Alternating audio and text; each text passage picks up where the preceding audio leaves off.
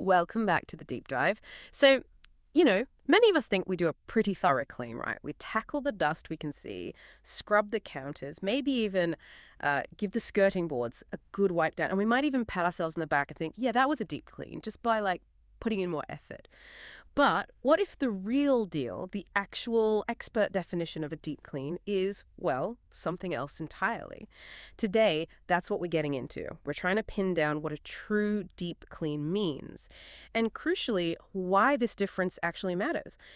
Who really benefits and what are those sort of hidden areas that need this proper focused attention. We'll be using some examples from places like Bournemouth, Poole, and Christchurch, because that's where our research comes from. But honestly, these ideas apply everywhere. Any property needing that full reset. So get ready. We're going into the kitchen grime, the bathroom limescale, and those extra bits, the add-ons, that can seriously make or break things when you move house or rent out a property. Stick with us because understanding this could genuinely save you hassle, time, and, let's be honest, money. Okay, let's really unpack this core idea then. I think, I know I've done this. You just grab a stronger spray or scrub harder and boom, deep clean. But you're saying it's fundamentally different, not just regular cleaning plus more effort. Yeah, you've hit the nail on the head there. It's really not about just working harder with the same methods. It's more about being systematic. A true deep clean targets what we often call hidden grime. The buildup in places you don't normally look at or clean regularly. Think about the inside of your oven really getting in there, or taking apart the extractor fan filter, the tops of kitchen cupboards. Oh, yeah, definitely don't do those weekly. Exactly. And that's where grease and dust just sit and accumulate. So it's this methodical approach, going after those specific areas, that shifts a place from just looking clean on the surface to being properly hygienic and refreshed deep down. And I guess the kitchen is ground zero for that kind of hidden dirt, isn't it? It's not just wiping counters. It really is a battle with grease and, well, baked on everything. When you think deep clean in a kitchen, what's the number one thing people miss, thinking their normal clean is enough? That's a really good question. I'd say the oven and the extractor fan system. Taken together, people know ovens get dirty, sure. But they often underestimate how far the grease travels. It's not just the burnt stuff you see inside. It gets sucked into the extractor, coats the filters, settles on top of cupboards, even inside them sometimes. Right. And that's not just, a big grubby, that built-up grease. It can actually be a fire hazard, plus it affects air quality. And here's one most people don't consider: a really greasy extractor fan that isn't pulling properly can actually make your kitchen smell and even sort of taint the taste of food you cook later. Wow, really? Tainting your food. Okay, that's a big one. It's a subtle thing, but yeah, it's a hidden cost of not tackling it properly. Okay, so for the kitchen deep clean, we're talking the oven, inside and out, racks, door, everything. Getting rid of all that baked-on carbon. The extractor fan filters out, degreased, the housing wiped down. Cupboards, not just wiping the doors, but actually emptying them, cleaning inside, on top, underneath, getting rid of crumbs, spills, everything. Precisely. Inside and out is key. And the sink area, too, I guess. Not just a quick wipe, but properly descaled, polished, drains checked. The works.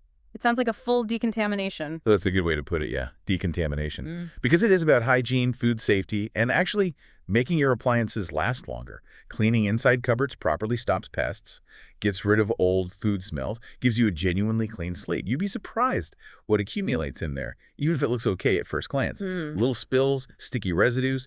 They can attract bacteria or, worse. So it really impacts the overall health of the kitchen and stops long-term issues or weird smells. Okay, so from kitchen grease to the bathroom battlefield. If the kitchen's about grease, the bathroom is definitely the stronghold of limescale, soap scum, maybe even a bit of mold in the grout. Anyone who's tried to scrub limescale off a shower screen with just a normal sponge knows it's a losing battle, right? It just comes back. You're saying we need different tactics. Absolutely. You're spot on. Limescale isn't just surface dirt you can wipe away easily. It's a mineral deposit. It physically bonds to taps, shower heads, glass screens. You need the right stuff, often slightly acidic cleaners. Use carefully and specific techniques to actually dissolve it without wrecking the surface underneath. Right, so you can't just scrub harder. Not effectively, no. And grout's similar. It's porous, like a tiny sponge. It just soaks up dirty water, soap, mold spores. If you don't tackle it properly, it not only looks bad, but can hold on to moisture and smells, and it's just not hygienic. So the specific targets here are tackling that limescale properly, getting into the grout lines between tiles, scrubbing out the discoloration and grime, and the toilet obviously needs more than a quick wipe.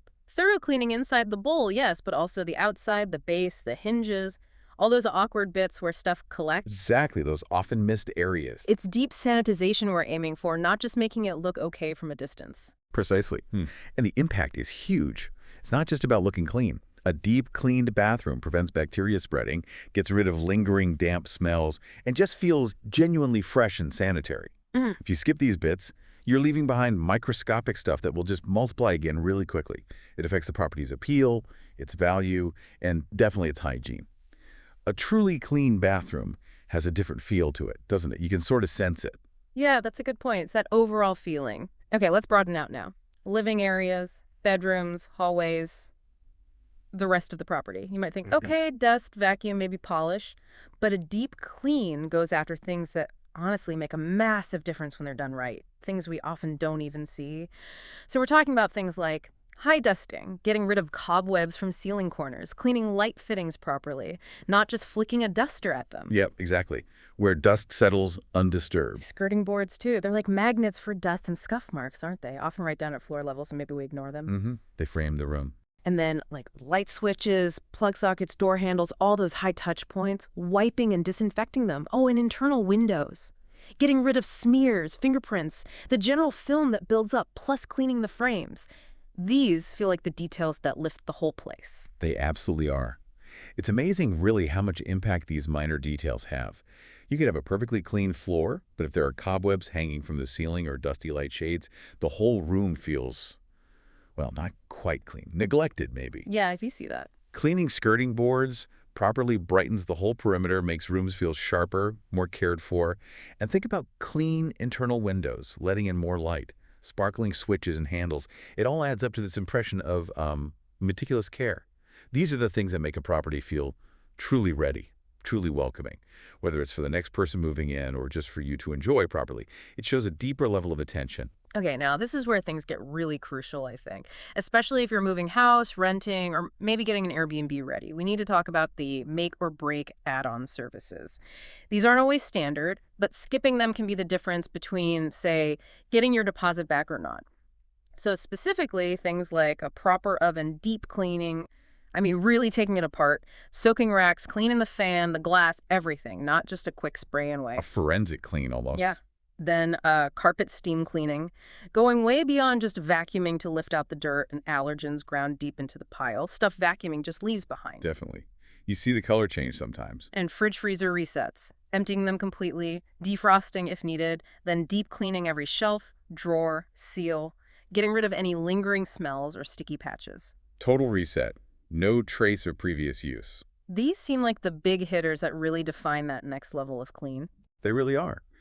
The source material we looked at was very clear on this. These specific extras often make or break a property checkout. Think about it from a tenant's perspective. Handing back keys with a sparkling oven and professionally cleaned carpets massively increases your chances of getting the full deposit back. No arguments, no deductions for cleaning. Right. Takes away the ambiguity. And for landlords or hosts, these services are like hitting the big red reset button. Yeah. The property is ready faster, less empty time, which costs money. And it massively cuts down the risk of complaints from the new tenants arriving to find a dirty oven or stained carpet. It just sets a higher standard from day one and protects the property investment. So, pulling this all together, what does this actually mean for you, the listener? Whether you're about to move out, getting a place ready for someone else, or maybe just wanting that really clean feeling at home. This whole deep clean distinction, it connects directly to, well, your wallet and your stress levels, doesn't it? For tenants, it seems pretty clear. Doing it right, or getting it done right, is your best bet for getting that full deposit back.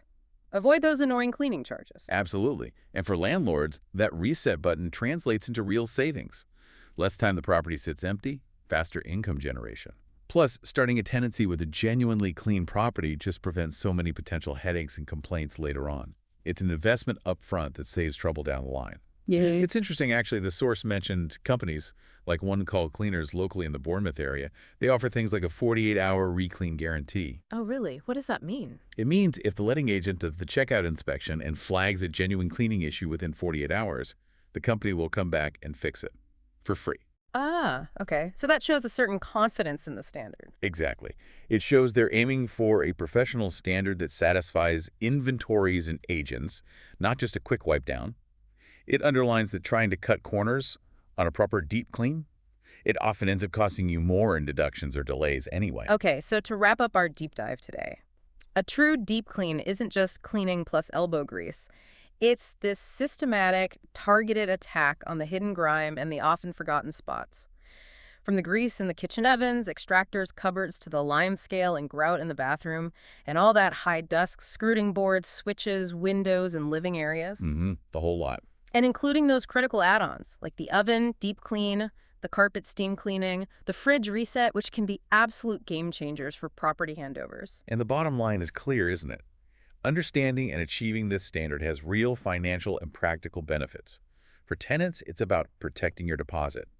For property owners, it's about faster turnarounds, fewer voids, happier tenants, protecting your asset. It's not just about looking nice, it's about tangible results. So as we finish up, here's something to maybe think about. Beyond moving house or end of tenancy situations, what about your own home?